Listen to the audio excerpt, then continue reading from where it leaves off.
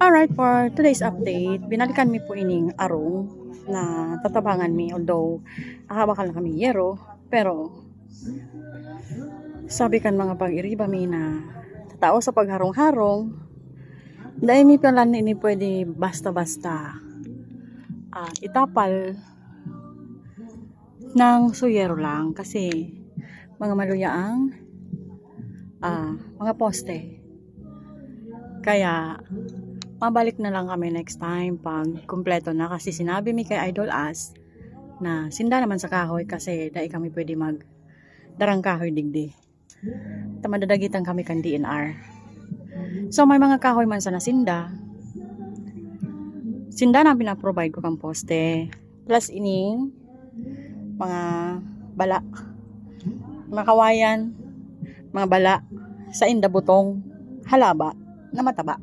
Well, anyway, update na lang namin kayo guys pagka kompleto na sa gamit, kasi ang oron mi is inda na muna ang poste, pati ibang kagamitan, mga 2x2, and then samuyan na ang trabaho. Ipababayanihan mi ini.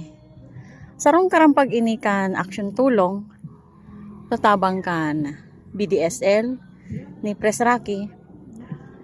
Tindog ini.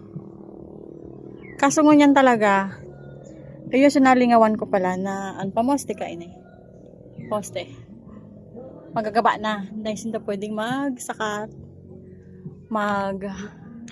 laag ki yero. So, sa ngunyan, stop muna kami. Inatod mi na sa yero, sa mga pako.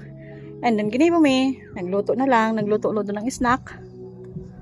Kay Riba, ang sa ko yung pag-iriba. Ini si Idol Lars Ato Vlog. Paki-follow na lang guys. And then ang iba may pang pag-iriba. Ayun, nag-enjoy na lang sila kasi hindi mo nagawa yung bahay. Next time, update namin kayo pag okay na.